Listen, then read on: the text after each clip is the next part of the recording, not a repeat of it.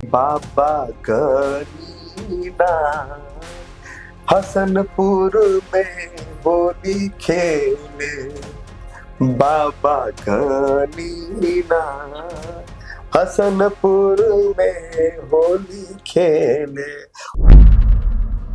अब होली का त्योहार, हाँ। और ये कह सकते हैं कि हम और आप, हमारे आपके बीच में बहुत ज्यादा का अंतर नहीं होगा, फिर भी कितना हमारी और आपकी जो पीढ़ी है वो एक आखिरी पीढ़ी है जिन्होंने गांव को भी देखा है और शहर भी देखा है, क्योंकि इसके बाद की जो पीढ़ी है वो मूल गांव को नहीं देख पाएगी, क्योंकि जिस हिसाब से आधुनिकीकरण हो रहा है गांव भी अब शहर की ओर बढ़ रहे थे।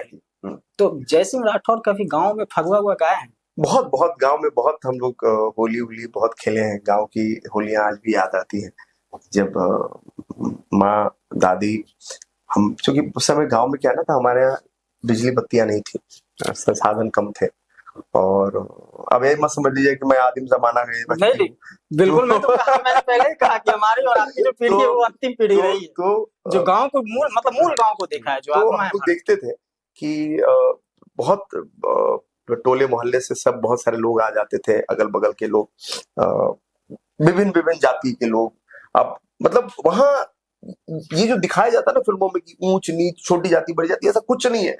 गांव में सब एक दूसरे के साथ मिल बांट के रहते हैं और बहुत प्यार से रहते हैं। मुझे तो लगता है शहरों में जातिवाद ज्यादा बढ़ गया है। बिल्कुल, शहरों में बढ़ गया है, गांव में ऐसा कुछ है ही नहीं। आप भी गांव जाते होंगे तो गांव में देखिए ना, जितना प्रेम एक दूसरे के साथ है कहीं नहीं है। तो लोग वहां सब लोग एक साथ में आते थे, और होली जो है ना 15 दिन पहले से शुरू हो जाता था।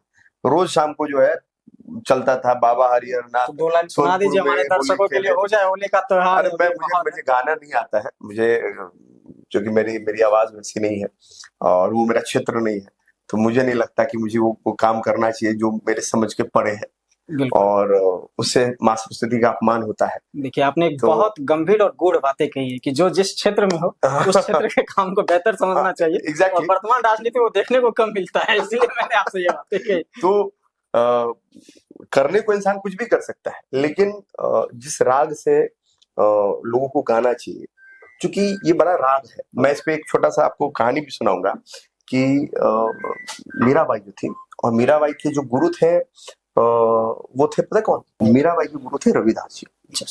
ठीक है, तो संत रविदास समझिए कि मीराबाई के बड़े गुरु, और मीराबाई गा रही थी मीरा के प्रभु गिरधर नागर, और बड़े अच्छे से वो गा रही थी, और गाते गाते आंखों से आंसू आ गए। तो उनके कुछ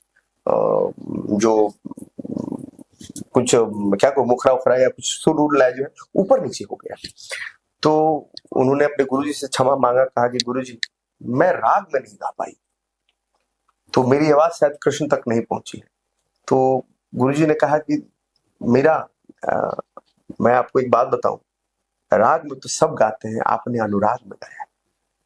तो वो देखिए गूज़ बम्स आ गए। तो वो जो चीज है ना, जो आप हृदय से गाते हैं, अनुराग से जो गाते हैं, उसका बात ही अलग है। और आजकल लोग गले से कम और पेट से ज्यादा गाते हैं। बिल्कुल सही बात कही आप। तो गले से गाने वाले लोग बड़े कम हो गए हैं। तो होली का त्योहार जो ऐसा रहता है, इसमें गले से गाने की जरूरत नहीं होती है, एक एंजॉय का माहौल होता है। तो उसी में 2 लाइन आप ऐसे अपने स्तर से सुना। हम लोगों ने होली को बड़ा अलग लेवल में ले लिया, जबकि होली इतना पवित्र त्योहार था हमारे यहाँ। होलिका दहन हुआ था, होलिका दहन के बाद रंग लगाए जाते थे, पुष्प के रंग लगाए जाते थे, जिससे जीवन में आपके रंग आए, उमंग आए, अच्छी चीज है। लेकिन अभी क्या है, होली में आराम से जो है कि एकदम चल रहा है, नशा में है, मीट बन रहा है, मीट खाइए, चावल खाइए होली के दिन।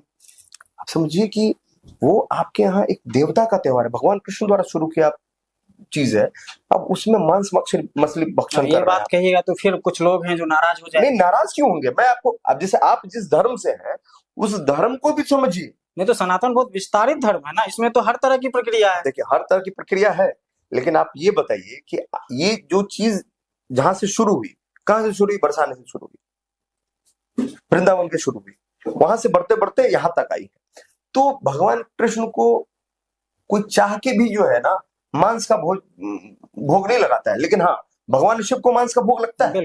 आप जाइए कश्मीर में, तो कश्मीर में जो वहां के कश्मीरी पंडित है, शिवरात्रि में भगवान शिव को मांस का भोग चढ़ाते हैं। क्योंकि वहां का क्लाइमेट वैसा है, वहां पे साग सब्जी नहीं होता है तो वो मांस का भोग लगाते हैं। लेकिन भगवान कृष्ण को, चूंकि वो वैष्णव है, वो वैष्णव है, ऐसे पृथ्वी पे बस दो व्यक्ति हुए जो वैष्णव भी और शैव भी थे, वो रावण थे। वो वैष्णव भी थे और शैव भी थे, मतलब शिव को भी मानते थे और वैष्णव भी थे। बिल्कुल।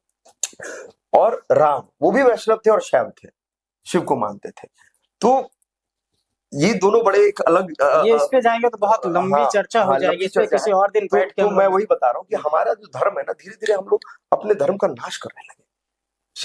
फागुन में लोग शराब मदिरा सबका सेवन करते हैं, एंजॉय करते हैं, नशे में रहते हैं। कई लोग कई तरह का नशा लेते हैं और नशा लेके ये गलत परिपाटी शुरू हो गई है पर्व के नाम पे। क्योंकि क्या है ना कि हमारे धर्म का नाश करने के लिए सब चीजें शुरू की।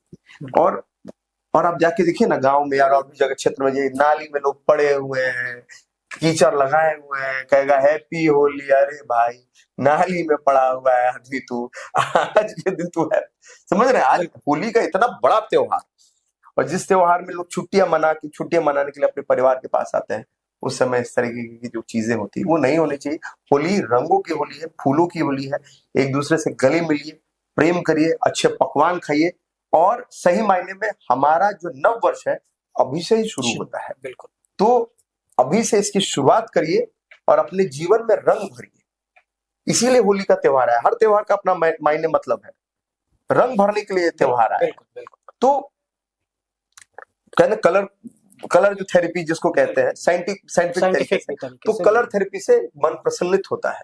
अब ये नहीं कि पोटेशियम और मोबिल लगा लिए मुंह में और जाके, वो कलर थेरेपी नहीं होता है। तो फिलहाल अच्छा रहा। और चूंकि हमारे यहाँ आपने जब कहा है ठीक है, लेकिन फिर भी मैं कोशिश करता हूँ मैं आपके हृदय को नहीं तोड़ूंगा, लेकिन मैं गा ही हमारे दर्शकों के हृदय को मत तो उन्हीं से आना। देखिए मैं जिस क्षेत्र से आता हूँ वो क्षेत्र बाबा गणिनाथ का क्षेत्र है। बाबा गणिनाथ भगवान शिव के आंशिक अवतार थे। महानार में बाबा गणिनाथ का बहुत पुराना मंदिर है हमारे गांव का। तो मैं उनके ऊपर गाऊंगा कि बाबा गणिनाथ हसनपुर में होली खेले, बाबा गणिनाथ हसनपुर में होली खेले। और इसी के साथ होली का आप सभी को बहुत बहुत हार्दिक बधाई और शुभकामनाएं। आपके जीवन में रंग अच्छे से चढ़े, आप पूरे वर्ष रंगीन मिजाज रहे और औरों को भी रंगीन रखे, औरों को दिल में भी अच्छे अच्छे रंग भरे, अच्छी अच्छी चीजें कीजिए, नशे से दूर रहिए, नशा मुक्त बिहार बनाइए और अपने बिहार को ऐसा बनाइए कि पूरा देश देखे और इसके ऊपर गर्व करे, ये बिहार है और ये बिहारी है। बहुत बहुत धन्यवाद आपका, आपने हमारी बात को भी रखा और होली के जो लाइन सुनाई और जो संदेश दिया दर्शकों के लिए बहुत महत्वपूर्ण है। आपका बहुत बहुत आभार हमारे साथ जुड़ने के लिए। तो हमारे साथ थे जय सिंह राठौर। देखिए युवा नेता हैं और एकदम मुखर होके बोलते हैं, जो भी मुद्दा हो तटस्थ होके बोलते हैं, परिणाम जो भी हो, लेकिन अपने सिद्धांत से नहीं भटकते हैं। तो फिर किसी और गेस्ट के साथ अगली बार हम मिलेंगे, तब तक के लिए दीजिए इजाजत। बहुत बहुत धन्यवाद।